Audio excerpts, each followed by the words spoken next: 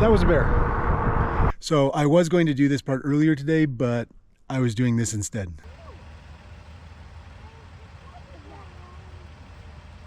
I don't really test these bikes in the city because as far as I'm concerned, if they can handle the outdoors, then they'll handle the city just fine.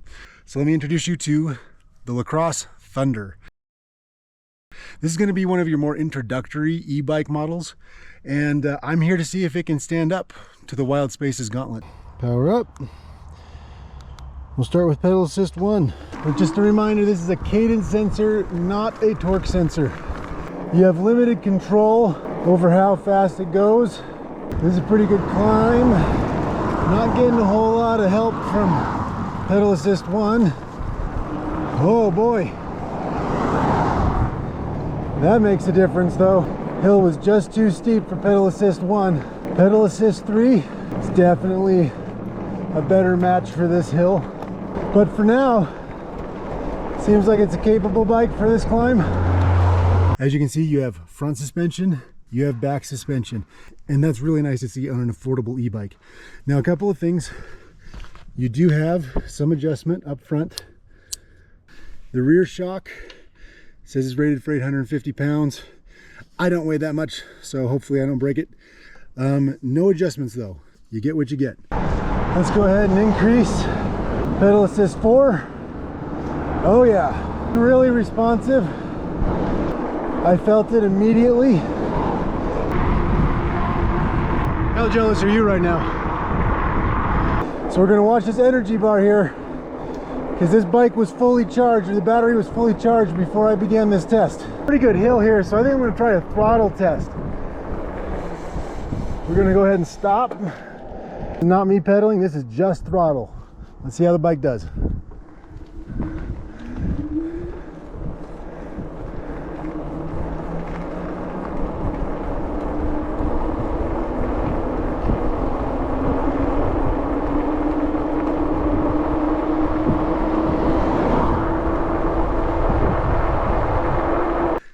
This is a super solid rack, rated for 25 kilos.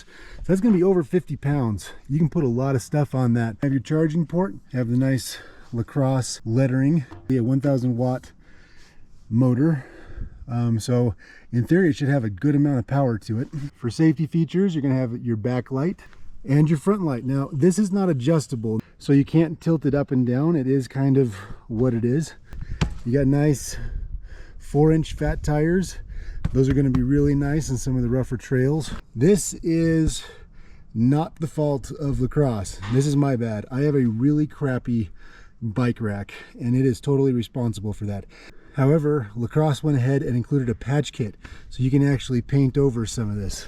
And that's what it looks like right there. Looks like a little thing of nail polish. It's going to be a pretty standard shifter. It's going to come, this is going to be on a lot of e-bikes at this price point.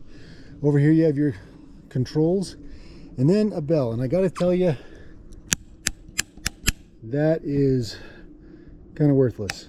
I'm gonna contact Lacrosse and I expect that they'll probably make that right, but it doesn't even ding. To turn her on, we're just gonna press and hold this for 2 seconds and we get a nice LCD screen. This is plenty bright midday, so if that's something you're worried about, you don't need to. You can see everything. You have your battery reserve, you have your speed, you have your pedal assist, and as you can tell, this is a virgin e-bike. It has not been anywhere yet. The plan this weekend is to torture test this bike, and I've kind of already begun that. This thing spent the whole night in a torrential downpour. These bikes, if they're going to be outdoor ready, they've got to be resistant to some of those weather conditions. Okay, so you're thinking to yourself, all right, he's going to torture test this thing. Where's he going to do it? Well, the answer is grizzly country. If you've watched my channel for long, you know that I spend a lot of time around these bears. As you've already seen, we've had lots of wolf activity this morning. Grizzly and wolf country is some of the most rugged terrain any of these bikes are ever going to see. So I want to see how well it climbs, how well it handles the dirt roads, and I want to see if it has what it takes to pass the Wild Spaces test. So let's do this. Riding a bike in grizzly country is one of the more hazardous things you can do because you're going fast. These e-bikes are incredibly quiet. There was a couple in Canada that just recently got attacked while riding e-bikes. So a couple of things. I have my deterrents with me. I have trained with them. If you have any questions about bear safety, That's what At Home in Wild Spaces is for. But the most important thing is I'm not out here all by myself. I have backup. So I have my deterrents. I'm not alone. We're doing this the smart way. That doesn't change the fact that you got to keep your eyes up and you got to pay attention. I see people who are wearing their headphones, jamming to their music. If you're doing that in grizzly country, you're an idiot. If you're running around here, if you're riding your bike, if you're hiking, you need to be 110% aware of what's going on around you. And earbuds, headphones, music, that's just stupid. Let's keep going. Hey bear! All right, it's wrap up time. So, full disclosure, Lacros sent me this bike. Okay, I did not spend my own money on it. They asked me to review it and I agreed. So a couple of things. This isn't going to be a 400-mile review. This is going to be a 42-mile review. And obviously that's not a mark against the Lacros Thunder. In a perfect world, I would ride these things for 400 miles and then give you my opinion. But that's just not practical. So we got to work with what we have. A couple of things that I would change. So first, handlebars. There's nothing wrong with the handlebars. They did their job fine.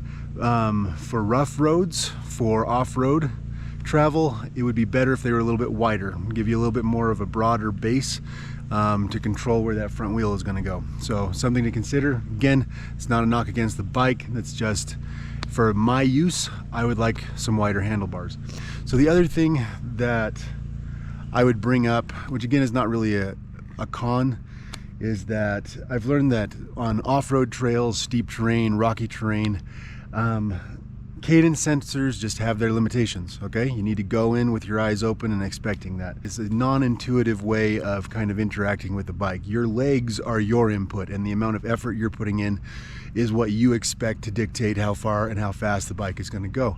But with a cadence sensor on a 75-pound bike, it doesn't work that way. The bike is going to measure the rotation of the pedals and the speed at which it's traveling.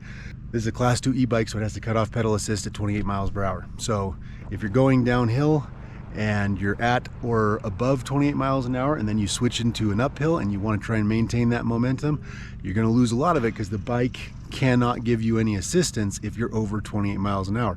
And so if you're on a longer ride, that's something that you're going to notice on big mountainous terrain. Now let's talk about battery life. Like I said, 42 miles on a single charge. The bike is telling me it's got 2 bars left of, I think, somewhere around 10. That's pretty solid. I've had some bikes that, you know, when I put them on dirt roads and stuff like that, they kind of give up the ghost pretty fast. This one's competitive. I think Lacros is advertising it as anywhere between 40 and 70 miles on a single charge. Most of my riding was going to be really mountainous riding, really big climbs, really big downhills, and of course those dirt roads. Even if you spend $7,000 on an e-bike, the life of the battery is going to be relative to the terrain that you're riding on, right? So if you're riding this thing around the city on level paved roads, that's your best case scenario. That's likely where you're going to get the 70 miles on a single charge, okay? Some of the stuff that I tend to do, it really challenges these bikes. Because this is a cadence sensor and I wasn't getting the speed that I wanted when I was going up hills, I kept this thing at pedal assist 4 and pedal assist 5 almost the whole time. And that kept me climbing hills at close to 20 miles an hour. And I was actually getting a good workout because I was maxing out the pedal assist. So everything else that I was putting into that bike on top of that gave me a pretty solid workout. There is a front fender that comes with this bike. I left that off just because of the type of riding I was going to do. My experience has shown that those front fenders, when you're on rough trails, rocky paths, they tend to clatter around and make a lot of noise. So I'm leaning more towards taking them off. Keep in mind though, if you do that, your battery is going to have less protection from mud and water and stuff like that. So it's a decision that you have to make about how your riding style and what your needs are. Lacros is currently asking, I think, between $1,300 and $1,400 for this bike, which is competitive, don't get me wrong. The $1,300 to $1,500 e-bike market is a really crowded one. And they're going to be your introductory bikes. They're not going to have a lot of the bells and whistles. So the question then becomes, are they functional for what you intend to use them for?